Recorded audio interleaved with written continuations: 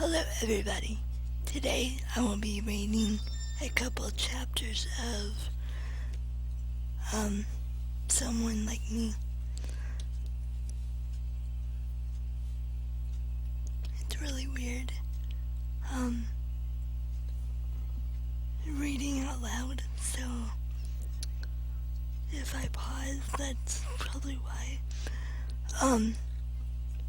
So the first chapter is Don't Send Me Home. Oh no, I groaned, hearing the military doctor give an order I knew I could not follow.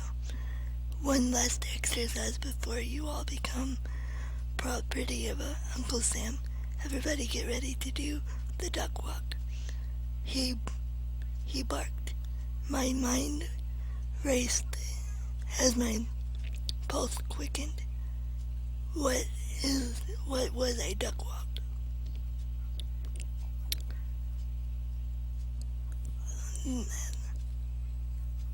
I was moments away from completing my military entrance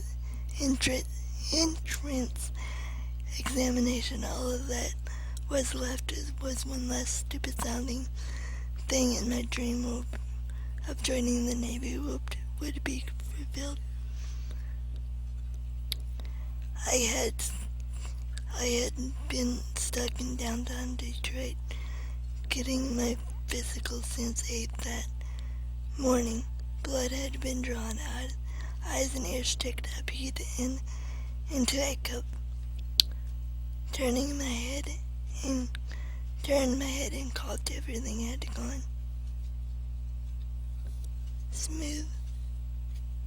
Smoothly. It is now 4 in the afternoon, and exhaustion had settled deeply into every muscle of my body. Let's just finish this up up and get me sworn into the Navy. Then I can go home and share the news with my family. My mom was planning to make one of my favorite meals to celebrate meatballs and gravy. One last exercise. Let me show you how to do the duck walk. The doctor told us, and I want it done in precisely this manner. No cheating allowed. His keys jingled in his pocket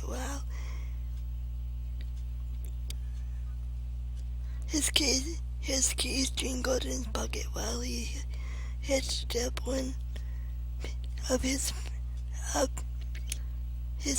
pants legs and crouched down on the ground.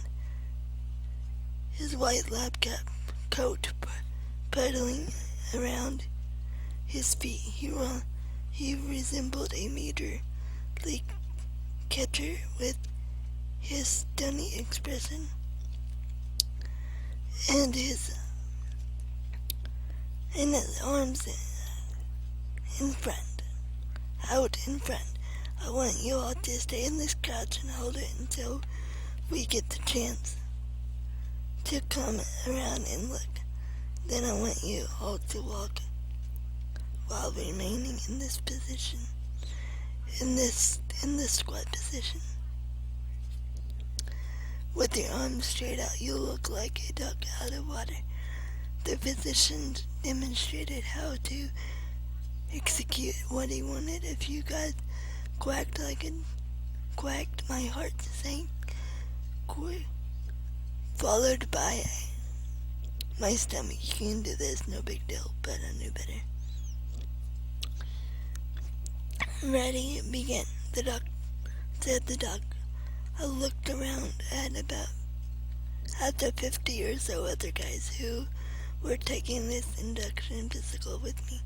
Stripped to our boxers, we'd been herded like cattle from one room to the next for most of the day. The entire process had been a long, slow grind for everyone. I watched to see how the other enlistees were doing this simple movement. They made it look easy. It was as if the room were suddenly filled with a bunch of Johnny Bench All-Stars ready to receive the first pitch of the World Series. The other enlistees were so comfortable that some flashed signs to an imaginary pitcher, one finger for a fastball and two for a curve. I was the last one to get down on the ice-cold floor in my catcher's sweat. Pain immediately shot up from my whole body, shot up from the hips, and my whole body started to shake uncontrollably. Just focus. I yelled into my brain, trying to make my limbs work.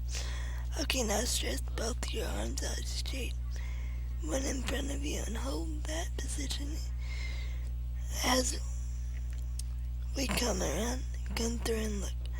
The doctor halted the government business.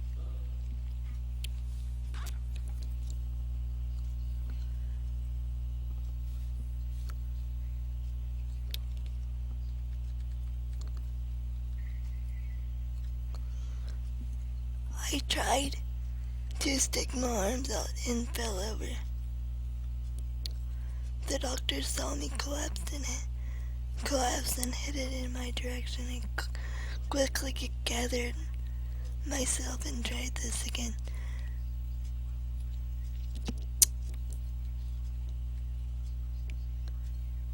This time keeping the left hand on the floor for balance. I prayed they didn't notice sweat rolled off my body and my muscles strained with every second. Both hands out, son, let's see it. The doctor snapped, hovering over me. I lifted my hand off the floor and my face. Off the floor in my face, a picture of determination and fear. I fell over again. I fell again. The guy to my right chuckled and tapped the kid in front of him, pointing. They both laughed, and the whole room joined in as I scrambled to get up. The doctor wrote something on his clipboard file. He was caring. He wasn't laughing. Only a couple seconds passed since I fell in, but it felt like hours. Son, get out of line. Everyone else, stand up and stretch your legs. Get over to the locker room, put your clothes back on quickly, and step into the induction room. In a few minutes, you will raise your right hand and embark on your new life in the military. Let me be the first one to offer my congratulations. Well done, he said. A cheer went through the crowd. Guys were slapping each other on the back and giving out high fives. Everyone was smiling. Everyone but the doc and me. You come with me, the doctor said through the din of celebration.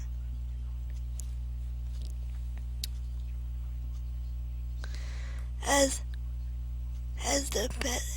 passing candidates headed off to get in their civilian clothes, I stayed in my boxers and was directed to a quiet corner and was quickly surrounded by 3 physicians. Stand up straight and look forward. I did as I was told, hearing the voice of my mom. I was scared. My legs shook and trembled. The doctor circled, examining my body very closely. I had heard the scratch of a pen on a medical clipboard. Is that as straight as you can get? You can stand. Yes, it is. The words came out as a squeak. Put your legs together and match them as best. Put your legs together. I matched them as best I could while one doctor examined my lower limbs. Geez, I heard him say under his breath. Another looked at my left shoulder blade. Have you separated your shoulder? No, I stated with all the conviction I could muster. Really, the doctor looked at me. Does your back hurt you? No, I feel fine. What about your hips? Were you ever in a car wreck? Never. One doctor called a colleague over. Hey Jim, look at this. He ran his thumb down the length of my spine. I shivered. I shivered. What is wrong with you, boy? Nothing's the matter with me, I lied.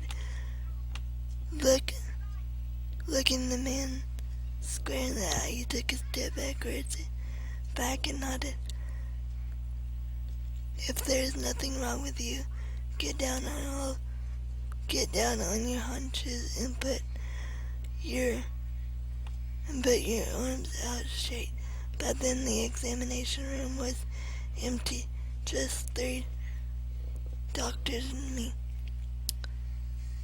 It was just the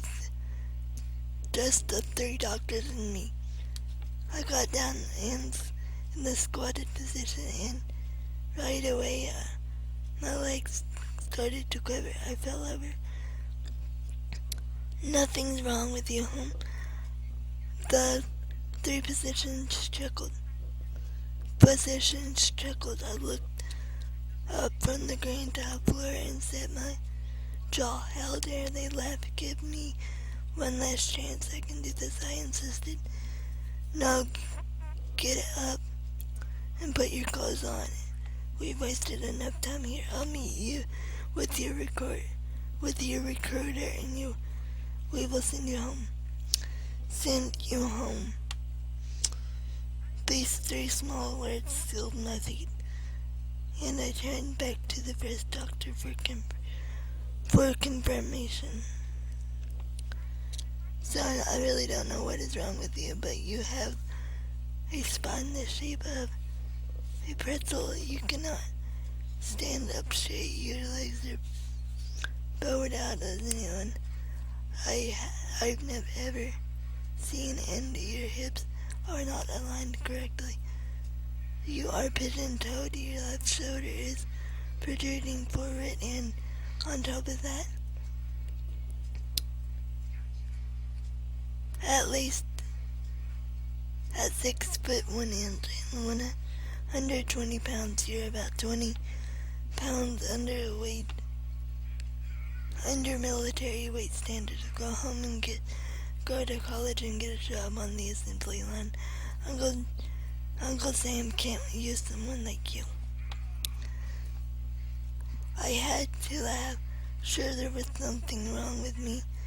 A secret only my family and closest friend knew about. A secret that I would keep deeply buried for the next 25 years.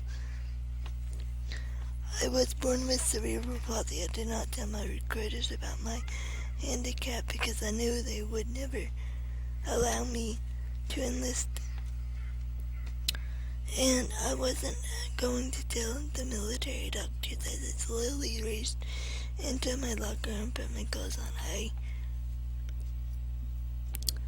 could hear the guys starting the enlistment oath to support and defend the Constitution of the United States. The sound of their voices burned my ears. I was filled with jealousy and anger. I should be in that room, standing proudly with my chest puffed out, ready to serve my country against all enemies, foreign and domestic. I made a silent vow. I will be back. Next time I will pass the physical and become a sailor, so help me God. I hope you all enjoyed the first chapter of Someone Like Me, and you all are ready for the other chapters. Have a beautiful day, everyone. Bye.